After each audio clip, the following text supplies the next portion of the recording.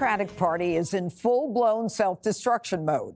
President Biden is taking the gloves off in his long-standing feud with Nancy Pelosi after she led the coup to push him off the ticket. So Joe is getting his sweet revenge by pushing a ban on her favorite hobby. I don't know how you look your constituents in the eye and know because the job they gave you an inside track to make more money. I think we should be changing the law that we have to, but we abide by at the federal level, that nobody in the Congress should be able to make money in the stock market while they're in the Congress. Nancy also has her mitts in another big Democrat dust-up. AOC just lost her bid to helm the powerful House Oversight Committee to a Pelosi-backed Congressman, Jerry Connolly of Virginia. Watch this. I ran the best race that I could, and I think to all of our folks at home that are watching, I just want to thank everyone so much for their support inside the caucus and outside, and I'm ready to move forward and protect our communities and fight for working people. The liberal media erupting over the optics of a 35-year-old losing to a 74-year-old. Those are the disruptive voices that I think the party needs to concede, retire, enjoy the rest of your life. What is about this? Let them be This leadership. gerontocracy seems like it's intractable. Pelosi whipped votes to make sure that Connolly got the oversight job over the young star in the party, even as the 84-year-old Pelosi is recovering from hip surgery after suffering a fall. It feels like a moment of genuine madness. You know, isn't it ironic, Jesse, that the media who bashed us for going after Joe Biden because of his age now all of a sudden is saying that Pelosi is too old and that Connolly is too old? I'm not an ageist, but she earned it. AOC earned it, Judge. She stopped primarying people out of spite. She was a great surrogate for Joe Biden. She was lying through her teeth the whole time, but she did the job as a good foot soldier. And she's been an understudy to Raskin. She's, paid her dues. And you're going to have Connolly be the face of oversight during the Trump era? Mm-hmm. You need someone sharp, someone who can stay on their toes and telegenic to be the face of the resistance.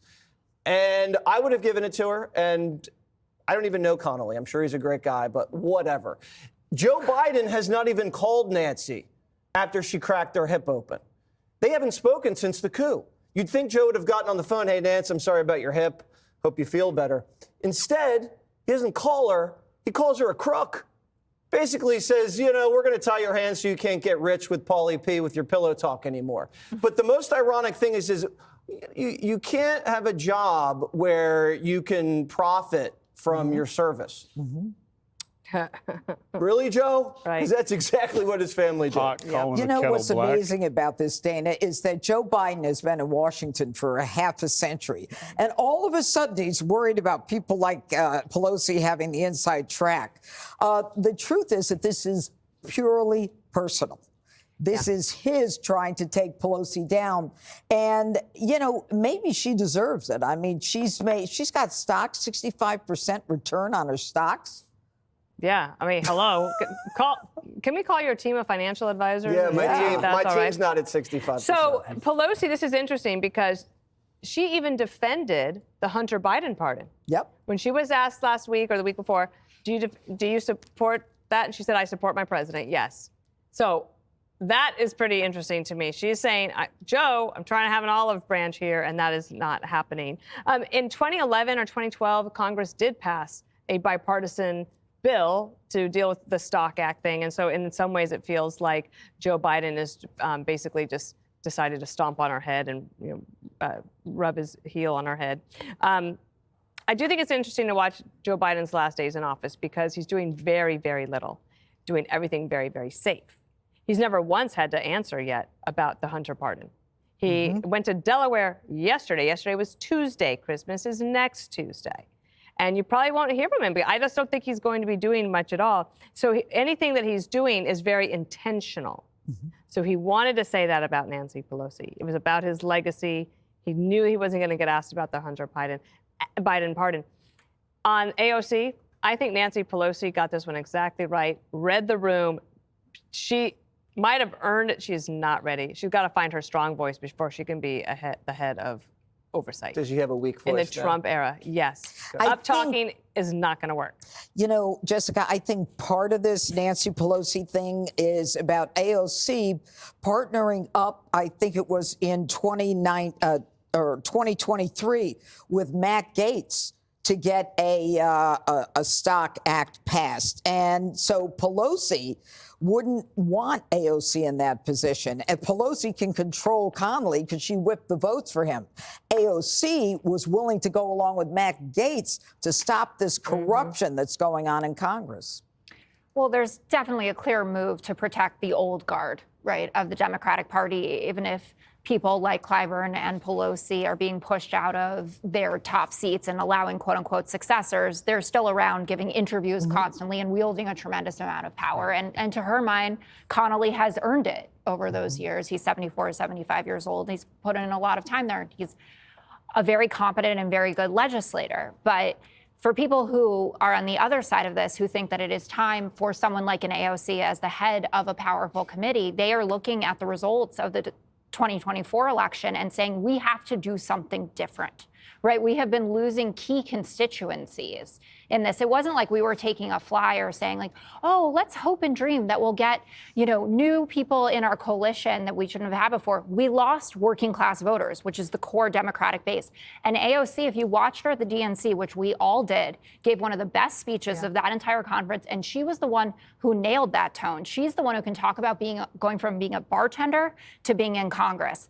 And I found it really interesting that Pat Ryan, who's the Democratic congressman from the 18th here in New York, it's a bellwether district that he won by over 10 points. And he spoke on behalf of AOC. And he said, this is purely about my strong conviction that we must do two things. One, aggressively and strategically counter Trump. Two, we need to effing win. And AOC has the attitude of a winner. She will leave it all on the field. She is a great communicator. I think she has matured a lot in the last few years, certainly coming from, being a prime squad member to saying, I'm not going to primary people. I want to work with my coalition as much as I possibly can. And if you have people like Pat Ryan supporting her, I think that says something about what the next generation of Democrats are feeling. Okay, so Tyrus, do you think she's as fabulous as Jessica does? Unless the AOC is who I still think it is, right? Yes. The one who ran off Amazon, the one who bounce dances when she talks. How much legislation has she passed while she's been in the House? Yeah. How many laws? 0. She shows up for more dances and dinners than actually does work. So, no, she is part of the squad. She is part of the biggest L. She's the reason for the mandate. So, no, she shouldn't be in charge of anything. You're not even doing what you need to do at home, but that's besides the point. We need to stop saying, like, Joe's getting revenge. No. This is about you, Nancy Pelosi, and what she did to Joe. She took away his influence. She took away his family's ability to sell his influence. Whatever they got while he's in there is all they're going to have. Yeah. They're done. So this is, you took away my love. Oh, yeah. I'm going to take away what you love. Because, 65% return. Yep. She traded nearly $4 million in stocks with an estimated wealth of $250 million. That's just this year, Jesse. This is what drives me crazy about all these so-called politicians who serve the people.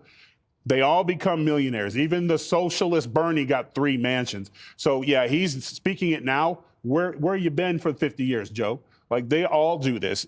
AOC is part of the problem. There's a reason why no one with any level head in their mind is going to give her more responsibility. She is, to quote the great Charles Barkley, terrible. Terrible. And that's why, in the end, we need term limits. Well, that No? Jerry I'm not for Connolly that. is out.